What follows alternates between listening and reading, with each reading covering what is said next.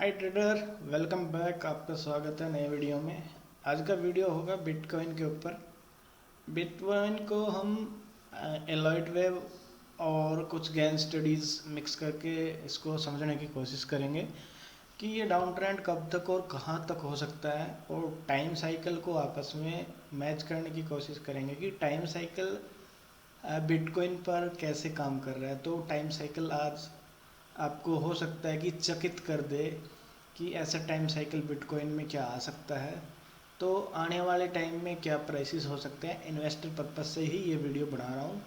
कोई मेरी रिकमेंडेशन नहीं है, ना ही ट्रेडिंग टिप्स है। तो जो मेरी अंडरस्टैंडिंग है वो इस वीडियो में मैं समझाने की कोशिश कर रहा हूँ। यहाँ पे जो भी आपके ट्रेडिंग डिसीजन होंगे वो आपके इंडिपेंडेंट होंगे, उसमें मेरा कोई रोल नहीं होगा। तो शुरू करते हैं वीडियो। ये बिटकॉइन का चार्ट है। मैंने कुछ एक लाइंस लगाई हुई हैं जो मेरे support resistance important. Support resistance तो बहुत होते हैं, बट जो इम्पोर्टेंट होते हैं जहाँ से मेजर रिवर्सल की पॉसिबिलिटीज़ होती हैं वो वाले पॉइंट्स मैंने सिर्फ मार्क किए हैं चार्ट पे। तो सिंपली वे में अभी मैं कुछ इलेट वेव की काउंटिंग आपको दिखाने की कोशिश कर रहा हूँ कि इलेट वेव कैसे मार्केट में काम करता है और क्या उसकी रूपरेखा रखी गई है।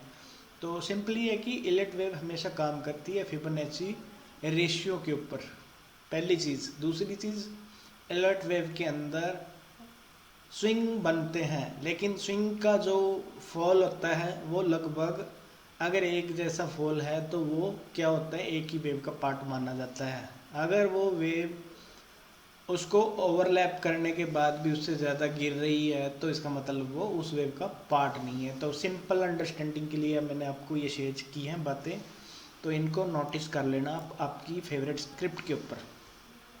तो सबसे पहले मैं आपको दिखा रहा हूँ मार्किंग। पास्ट में ये फॉल आया था 2021 के टॉप से। टोटल बिटकॉइन का फॉल था लगभग 78% के आसपास। इन पास्ट अगर आप देखोगे, एक फॉल पास्ट में भी था, वो था 83 के आसपास। तो अगर आप सिमिलरिटी देखोगे इस फॉल की और इस फॉल की, मिलता जुलता नहीं है बट फिर भी तकरीबन आसपास है। तो इसमें रूल ऑफ फिल्ट्रेशन भी लगाएंगे तब भी वो फिलफिल नहीं होगा। तो मैं ये बोलने की कोशिश कर रहा हूँ कि जो ये यहाँ से स्ट्रक्चर बन रहा है प्राइस का, या तो वो इससे मिलता जुलता होगा या इससे मिलता जुलता होगा, या फिर नया स्ट्रक्चर होगा। क्या नया स्ट्रक्चर का मतलब है कि फॉल तो आएगा लगभग इनके आसपास। हो सकता है कि वो 75% आए या 72% आए। तो फॉल को एज पर पास्ट के डेटा को मैच करेंगे तो दोनों फॉल के मुताबिक ही ये फॉल होना चाहिए, पहली कंडीशन, अगर वो एक ही वेव के पार्ट है। दूसरी कंडीशन और बता रहा हूँ मैं आपको, अगर ये वेव डिग्री यहाँ 1 कंप्लीट हुआ है, डिग्री 2 कंप्लीट हुआ है, डिग्री 3 कंप्लीट हुआ है, डिग्री 4 कंप्लीट हुआ है, तो एक बड़े टाइम फ्रेम पे, डिग्री बोल लो या वेव बोल लो, बात एक ही बात है। तो यहाँ पे एक बड़ा क्लस्टर बड़े टाइम साइकिल का एक वेव ख़त्म हो चुका है। दूसरी बात। तीसरी बात, अभी अगर यहाँ पे एक बड़े टाइम साइकिल का एक साइकिल ख़त्म हो चुका है तो यहाँ से फॉल भी आएगा तो सेकंड साइकिल का होगा। मतलब क्या कि वो फॉल हो सकता है इन फॉल से ज़्यादा भी हो, इनके बराबर भी हो सकता है, लेकिन सारी चीज़ जोड़ के हम कोशिश कर रहे हैं यहाँ को नेक्स्ट जो काटने की। तो यहाँ पे हम 1 2 3 4 5 ये मान के चल रहे हैं कि यहाँ पे एक डिग्री कंप्लीट हो चुकी है। ठीक है, क्योंकि इसके अंदर भी आप देखोगे फॉल इसके अंदर भी आया है, ये भी एक वेव का पार्ट है। तो अंडरस्टैंडिंग मैंने यहाँ पे ये क्लियर करी है कि भाई यहाँ पे एक डिग्री कंप्लीट हो सकता है, और जो फॉल होगा वो क्या होगा, ऑलमोस्ट इन फॉल के आसपास होगा, पहली चीज़। अगर ऐसा नहीं होता है तो पूरे स्ट्रक्चर का प्राइस मैक्सिमम 81% से लेके 89% तक फॉल करने की कैपेसिटी हो सकती है। आएगा नहीं आएगा ये बाज़ार के ऊपर छोड़ देते हैं अंडरस्टैंडिंग पर्पस। ये मैक्सिमम रेंज दी है मैंने कि 81% से लेके 89% तक मैक्सिमम रीच हो सकती है फिबोनाची बेस रिट्रेसमेंट में। परसेंट में मतलब कि रिट्रेसमेंट में। और मिनिमम हमको पता है कि प्राइस 0.38 यानी कि 38% तक ही गिरता है पूरे स्ट्रक्चर का।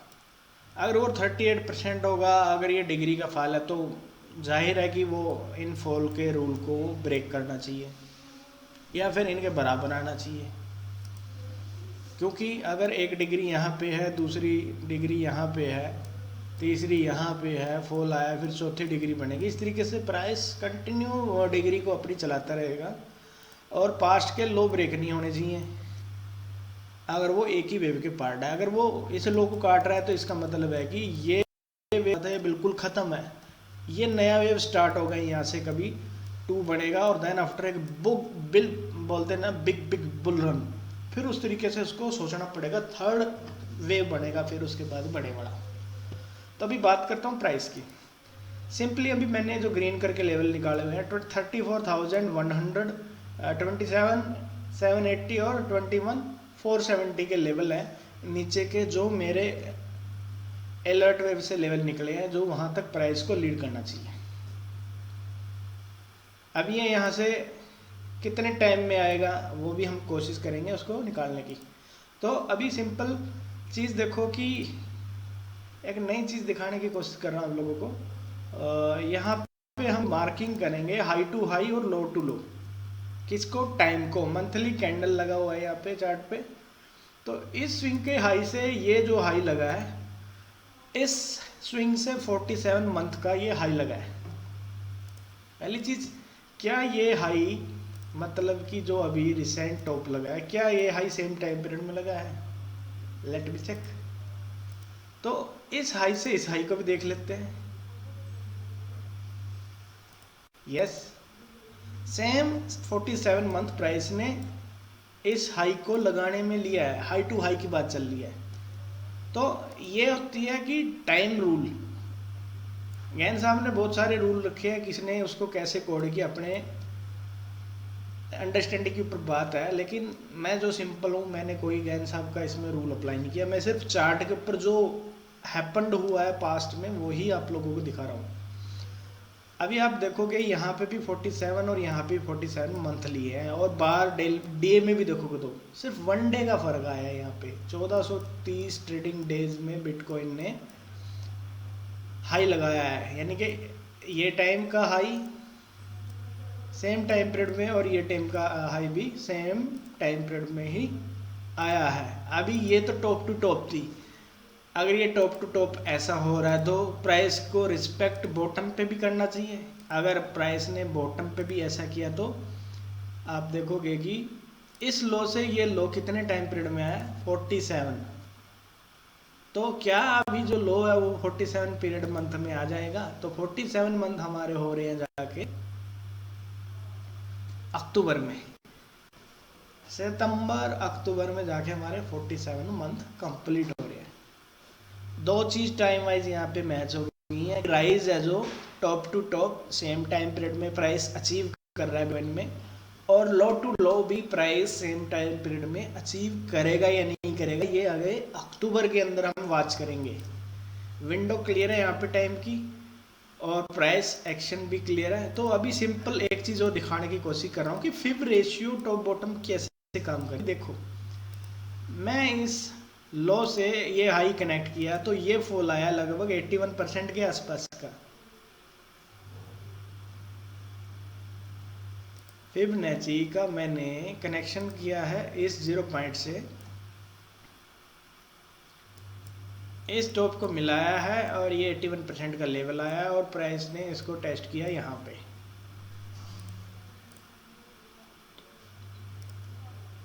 अभी क्या प्राइस सेम रूल को यहाँ पे भी ब्रेक करेगा? ब्रेक मतलब अचीव करेगा। इसका 81% अगर आप देखोगे तो ऑलमोस्ट 36,300 आ रहा है। तो अगर प्राइस टाइम को फॉलो कर रहा है, यानी कि time wise price same rule को अप्लाई करके अपनी डायरेक्शन बदली कर रहा है, तो प्राइस को भी सेम रूल अप्लाई करना चाहिए। अभी हमारे पास टाइम कितना बाकी है? अभी चल रहा है अप्रैल मंथ चल रहा है, तो अप्रैल से अक्टूबर काफ़ी अभी मंथ बाकी हैं। तो इन केस जो सीन नज़र आ रहा है मेरे को, जितने भी फॉल आए हैं ये फॉल भी 81% के आसपास का ही होना चाहिए। $2 के आसपास का लो था, लाइव लो यहाँ पे, और इसको कनेक्ट करोगे तो ये फॉल भी आपका, अगर आपको देख रहे होंगे यहाँ पे, ये भी 81% को हिट करा है, ये भी 81% को हिट किया है। तो बात क्लियर है यहाँ पे कि प्राइस पीछे price wise retracement rule follow कर रहा है, टाइम वाइज रूल फॉलो कर रहा है। तो हमारे पास टाइम तो काफ़ी बच रहा है ना अभी। अगर टाइम काफ़ी बच रहा है तो प्राइस इस स्ट्रक्चर का 81% तक लीड करना चाहिए, 36,300 करना चाहिए। अगर गैन साहब के कंसेप्ट क्लियर है तो ये रूल ऑब्वे होना चाहिए इन फ्यूचर में।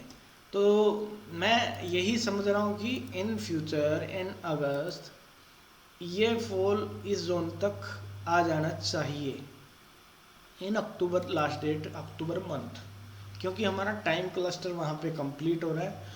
वहाँ तक जो रेट आ गया वहाँ पे टाइम वाइज रिवर्सल बनने की पॉसिबिलिटीज़ ज़्यादा बढ़ेंगी। तो अपवर्ड डायरेक्शन में अभी हम ये देखो कि यहाँ से प्राइस ने कितना लीड किया है। अगर आप रिट्रेसमेंट अपर साइड में लगाओगे कि भाई हमने नीचे का तो देख लिया, अपर साइड में प्राइस ने मैक्सिमम कितना अचीव किया है।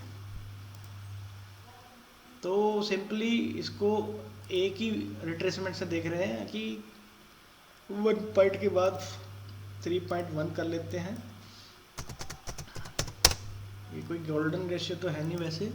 तो अभी ऑलमोस्ट यहाँ पे प्राइस हमने क्या किया है कि जो हमारा ये पॉइंट है इसके ऊपर ड्रा किया तो प्राइस यहाँ पे 361 तक आया है। सिर्फ रिट्रेसमेंट के ऊपर ही ये ड्रॉ किया मैंने।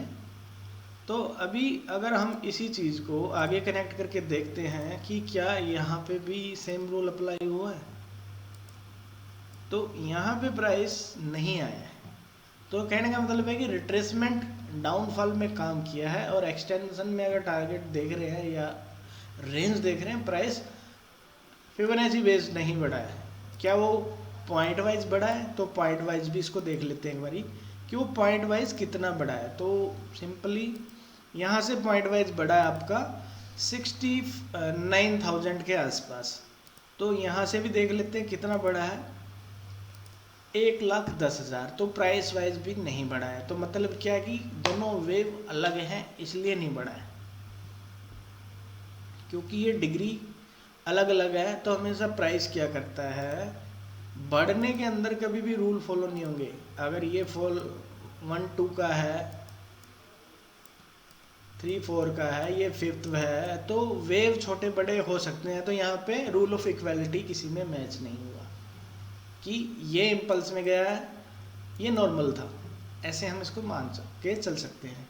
तो फाइनली मैं आपको क्लियर बोल रहा हूँ कि जो मेरी जो रेंज निकल के आ रही है एज ए इन्वेस्टमेंट पर्पस, तो मैं उसको देख रहा हूँ कि लगभग मेरे गैन के नंबर भी आ रहे हैं यहाँ पे, यहाँ से मेरे गैन के नंबर शुरू हो जाते हैं। ठीक, एक तो जोन ये बनता है गैन का नंबर का, ठीक। दूसरा जोन बनता है मेरा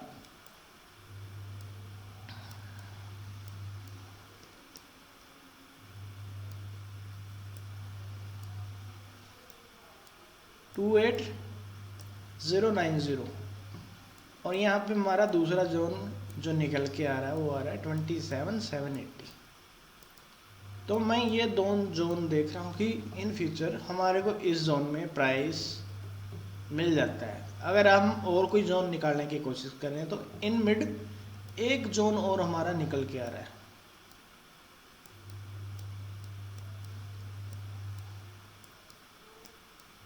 ये भी गैन के नंबर से ही निकाला है मैंने, और मेरी गैन रिट्रेसमेंट एलियट वेव की स्टडी में ऐड कर दिया है। तो इन फ्यूचर ये रेट होंगे जो बिटकॉइन में आ जाते हैं। तो एज ए इन्वेस्टर यहाँ से प्लान करना चाहिए। कहाँ के लिए? सिंपल लॉजिक, टाइम पीरियड तो ज़्यादा लगेगा, इन्वेस्टर को सोचना पड़ेगा। नए हाई के लिए ही हम यहाँ से प्लान कर सकते हैं कि इस जोन में प्राइस आए यहाँ से और वापस से न्यू ATH लगाए। तो आशा करता हूँ कुछ अंडरस्टैंडिंग आपको इस वीडियो से मिली होगी।